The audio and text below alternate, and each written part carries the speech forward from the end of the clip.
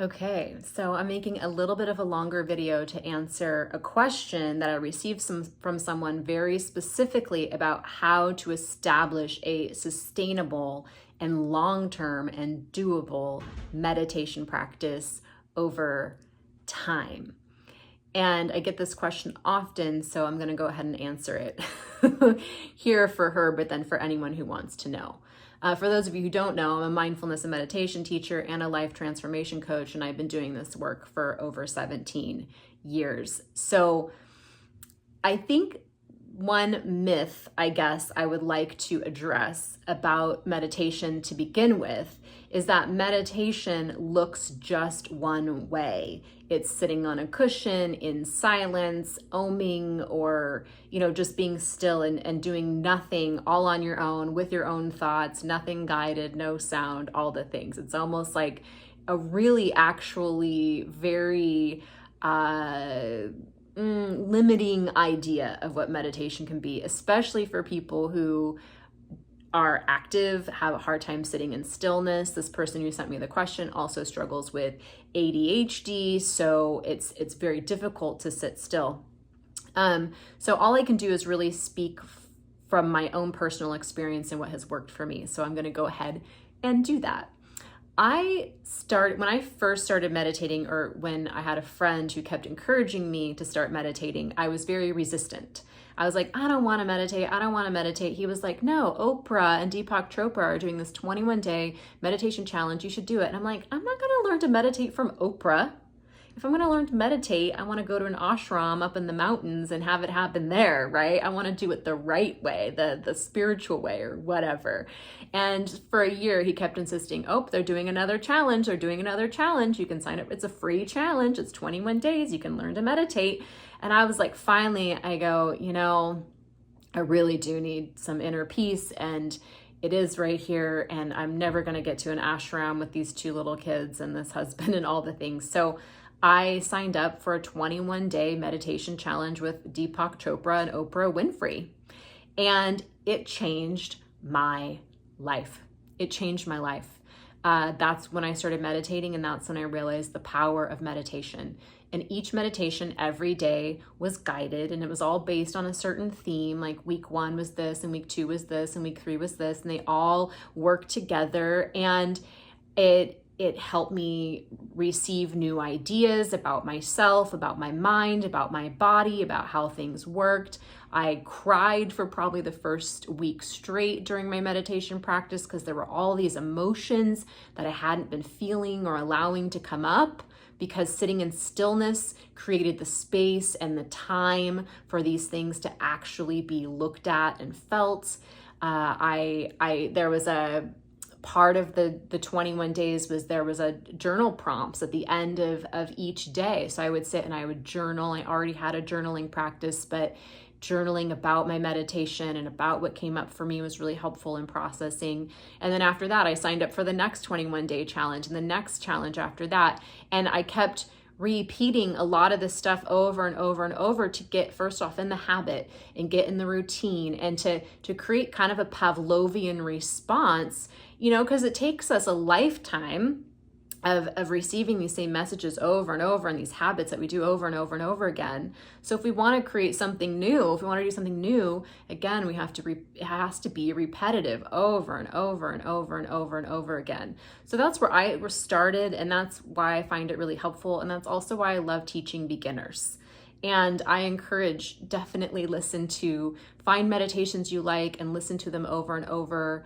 A lot of my meditations, I suggest people listen to the same meditation every day for 21 to 45 days, because we need that repetitive aspect. And because it's overwhelming for so many of us to sit on our own and meditate by ourselves, just sitting here silently, it's nice to have it be guided and to have there be some sort of routine, and have someone else holding the space for us. So with that in mind, I created an 8-week course on basically creating a lifelong soulful meditation practice in 8 weeks, where it goes into just a week of posture and breath, just learning to breathe and learning to sit, and then we practice clearing internal space, and we go into ritual and mantra. We go into gratitude and joy and love and light and listening to our inner wisdom and befriending ourselves.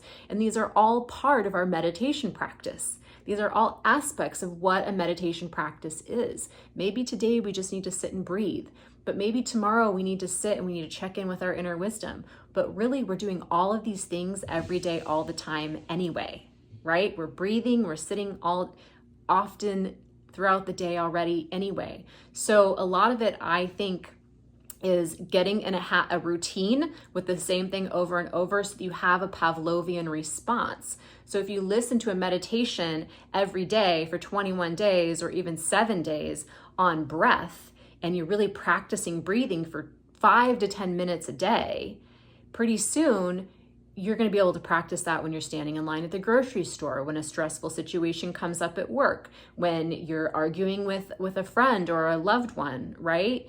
You can now practice your breathing, and you'll have a Pavlovian response. So as soon as you practice that breath, you will be able to access that state of peace instantaneously. So the same goes for any of these practices, rituals, mantras. So rituals are habits. Mantras are things that we tell ourselves every day. What mantras, what ideas, what thoughts, what words are you repeating over and over and over again? That's a mantra, right? So we get to choose our mantras. We get to choose how we speak to ourselves.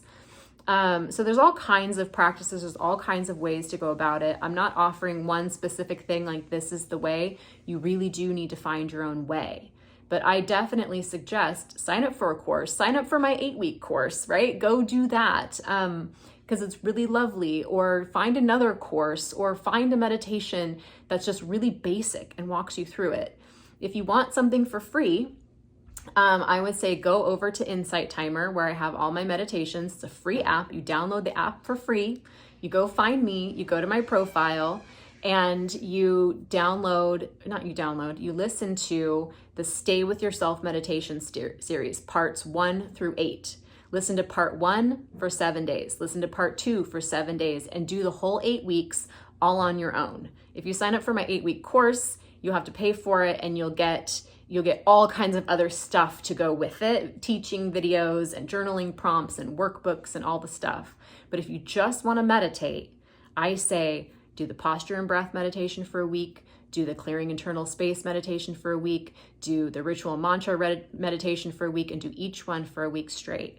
Or go find a meditation that you want to do for a longer period of time and do it every day until it becomes habit, until it becomes practice, and then do the next meditation that you need right now, and just start there.